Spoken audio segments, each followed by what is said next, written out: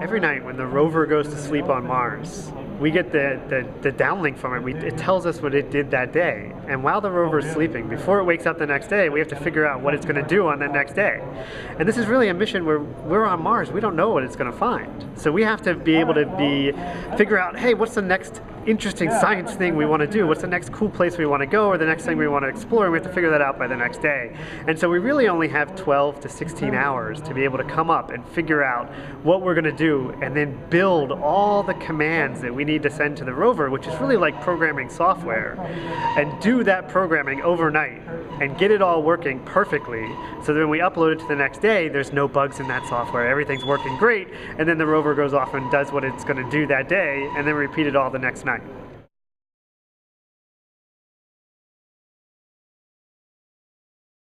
We had 5 million lines of code. Now that code was all written in C, and so with a little bit of C++. And so the difference between that code and what we do every day is that the code that we do every day is more like a script. It's more like a Python script or something like that. And that's really what gets uplinked every night.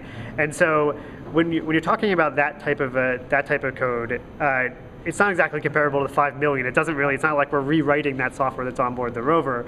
But that code, there's still thousands of lines of code, thousands of lines of scripting that's done every night in order to, well, every time the rover is asleep until it wakes up the next day. And so that's the amount of code we have.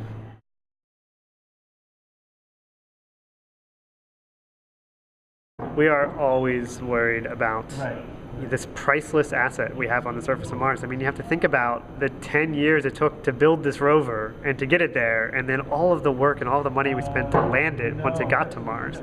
And so that's really a priceless national asset that's been entrusted to us to operate every day. And so, yeah, we're very worried about putting it in anything that could break it in any way. And so you really there's no margin for error in both the software that we uplink every day, those command sequences that we uplink every day, and also the software that's executing on board the rover, the flight software that's on board the rover. It just really has to work perfectly so that nothing goes wrong. So yeah, I worry about the rover breaking. But the way that we get comfortable with that is that we do a lot of testing.